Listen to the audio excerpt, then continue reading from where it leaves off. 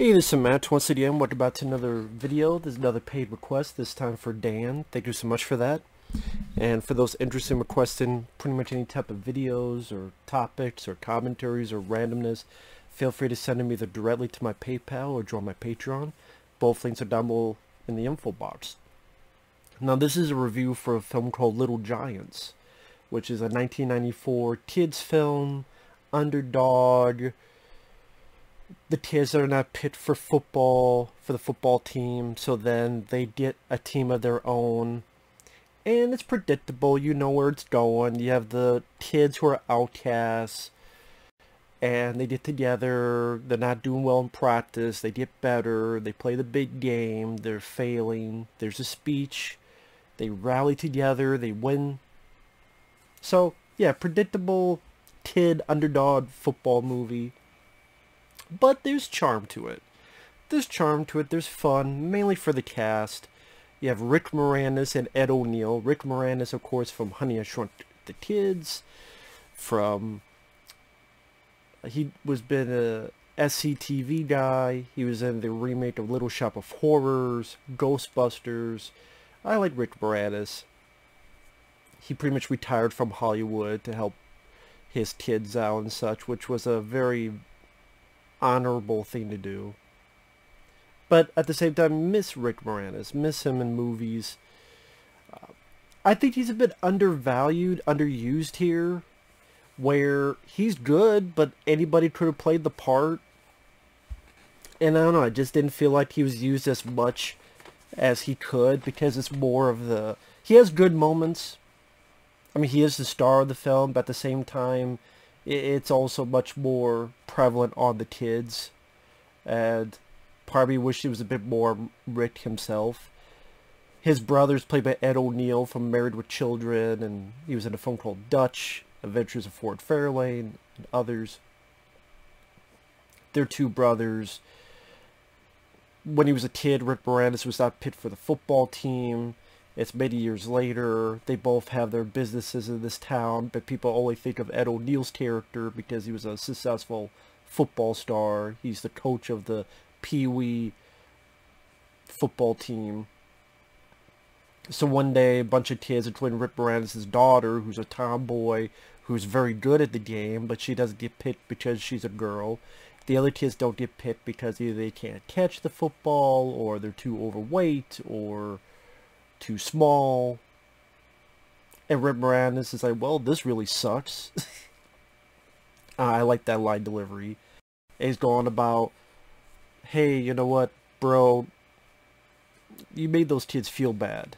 And Ed O'Neill is, well, I want winners on my team.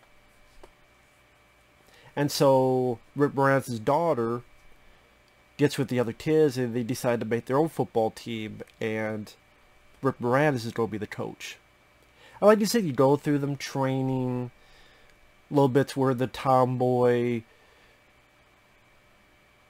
does she want to play football? Does she want to be just a normal girl? But then she realizes, no, this is who I am. Some of the kids, you had Devin Sawa, who's a new kid, who is good at throwing a football. I didn't realize Devin Sawa was in this. I'm like, wait, I recognize that kid. Before his career went through with Final Destination, Idle Hands, things of that nature. That's actually a movie I don't have on Blu-ray, Idle Hands. I need to pick that up sometime. I remember enjoying that film, actually. Because Devin Sawa is... I think he's an underrated actor. I think he's a pretty decent actor. He's not always used the best. Like, he was the villain in Plan 3, and he was actually one of the only decent things about it, but he can't save that film. But the thing about this, from what I understand, it was based on a McDonald's commercial. There was like a Super Bowl McDonald's commercial dealing with little kids and football, and Steven Spielberg said, who made that commercial? You know what? I want you to work with Amblin Entertainment, who released this. I want my Home Alone. That's what Steven Spielberg said. I want my Home Alone. I'm like, it's not a bad film, but it's no Home Alone. I wouldn't even say it's not even a Home Alone 2. Because like I said, it's predictable. The kids are fine. You have the little kid that I reviewed a film called Lloyd. and he was the star of that. He works much better here. The kid Todd Bosley, little kid, glasses, have snot bubbles. I could do without the fart jokes. He's like, oh, there's the fat kid, so the fat kid must equal fart jokes. And there's like 5 fart jokes with the fat kid. Because he's fat. And fat kids fart. Fat, fart, F, fuck, you know. Okay, I didn't need that. But there's charm to the other kids. You have the one kid who can barely kick a field goal. And while training, you have 2 adults with a field goal post. So they keep moving their arms to have the football go through them. At one point, a bus breaks down, and it happens to be a couple football players and football people like John Madden, Emmitt Smith for the Cowboys, a few other football guys who help the kids out a bit, show them intimidation, things of that nature. Now, it's not a movie that made me laugh that much. It was a movie that was hilarious. Like I said, I think Rick Moranis, I would like to have seen him, I don't know, do a bit more. It seemed like anybody else could have played this role. It's cool as Rick Moranis, but anybody could have played it. It's not like I did Little Shop of Horrors or some of the other movies he's been a part of that it seems fit for him and his personality. Anybody could have been plugged into it. And there's not a whole lot Rick Moranis gets to do other than like this one car chase with his brother where he's driving like a go-kart and his brother's in a car and they have a little bit of a car chase. You have a little bit of him trying to talk with this girl who's Devon Sawa's mom, who's like a girl's a childhood sweetheart of him, girl he had a crush on. I mean, Rick Moranis does fine, but it's not like one of those, think of the great roles of Rick Moranis, Little Giants is not going to come into play for me, I'm sorry. He does give a nice little speech, which is probably the best moment for his character. Or, of course, the team is down. He's like, you know what? I'm going to tell a story about how I beat my brother one time. One time. We ride and race on our bikes. He beat me like 99 times, but there's that one time I was able to beat him. Even if you get beat 99 out of 100, that still leaves that one time. And maybe this time is your one time. Well, it's a nice little speech. And they said, the kids, they're likable, they work well with each other. Like I said, the Todd Bosley kid here, I thought worked much better in a supportive role than as a lead in Lloyd.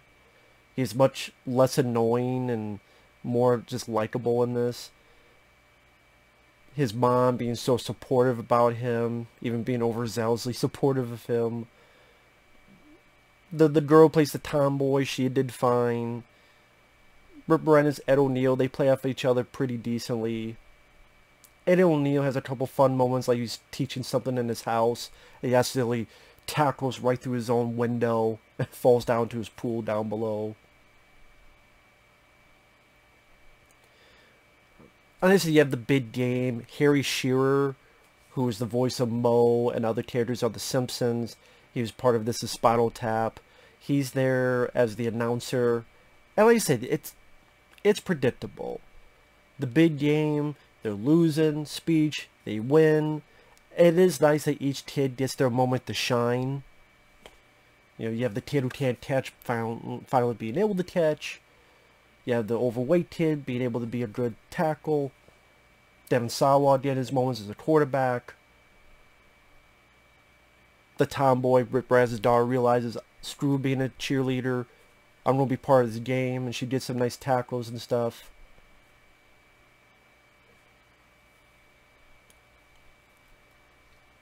And, you know, things work out at the end.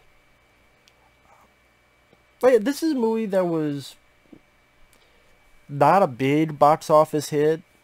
In fact, I don't think it did much, so Spielberg did not get his Home Alone as he wanted.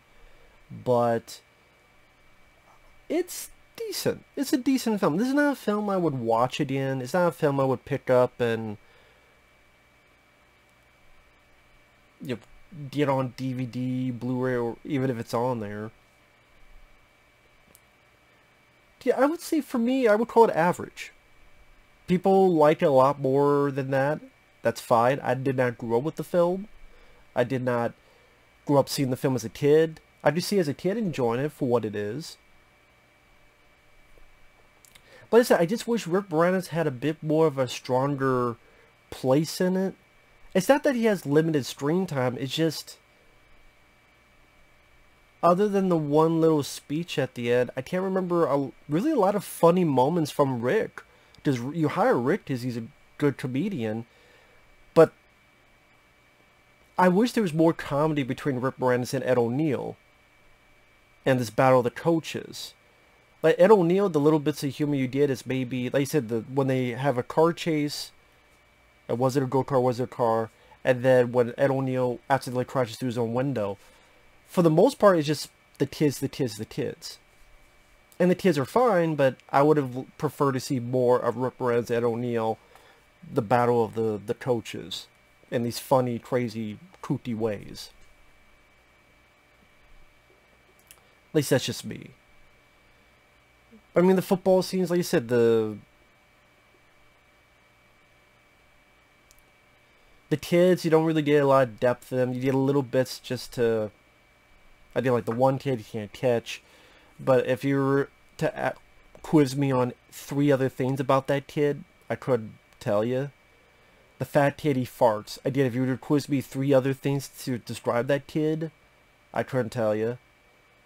I would say it's the Rick Moranis' daughter, the little kid, where the mom's like overprotective of him, and he gets some nice moments at the end. You have this one kid that the only thing they give him is that his dad goes to work a lot, and then that comes into play. So, I mean, at least that, with bits of story, they do follow up on stuff, like being trained by the football players about intimidation. That does come to fruition in the final game. If you like kids films, you know, underdog football stories that, while predictable, it's safe, it's got a little bit of charm to it. Let's say the kids are not annoying. They do a decent enough job. Again, just get rid of the fart jokes. It's not needed. I think there's a lot more you could do with the overweight kid than just farts. I think there's a bit more you could do with that character. Just saying.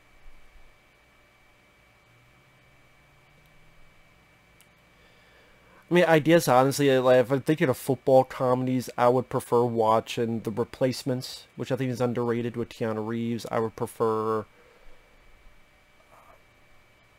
Necessary Roughness, a few others.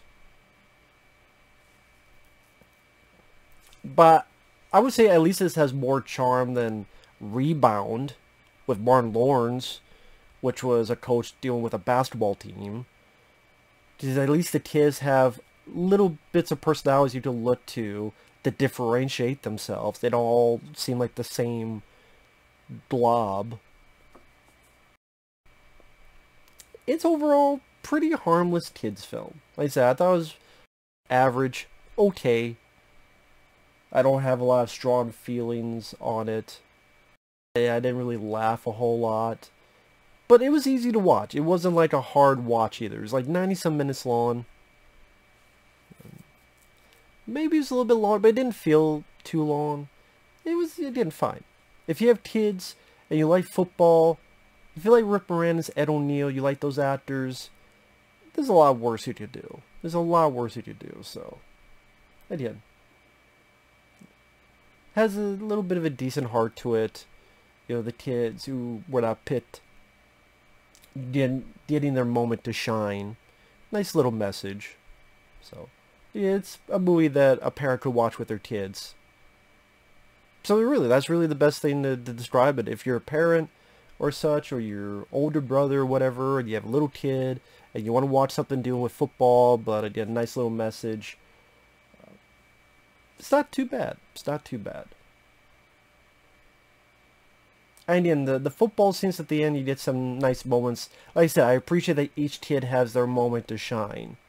So it seems like the journey was worth it for each of these characters to get their moment. So that I thought was decently done. Just there's a lot of movies that would bypass that or forget about it. Wait a minute, you brought something up, but you didn't follow it through at the end. That happens more often than you think. So with that said, thanks for watching. Take care, and we'll see you guys later. Oh wait, there's one more other moment of Rip Moranis I did not mind. This I thought was, I wish there were more scenes of this. I just came to mind. There's a moment where Rip Moranis sees his brother Ed O'Neill and another guy spying on his team. So he decides to do something about that.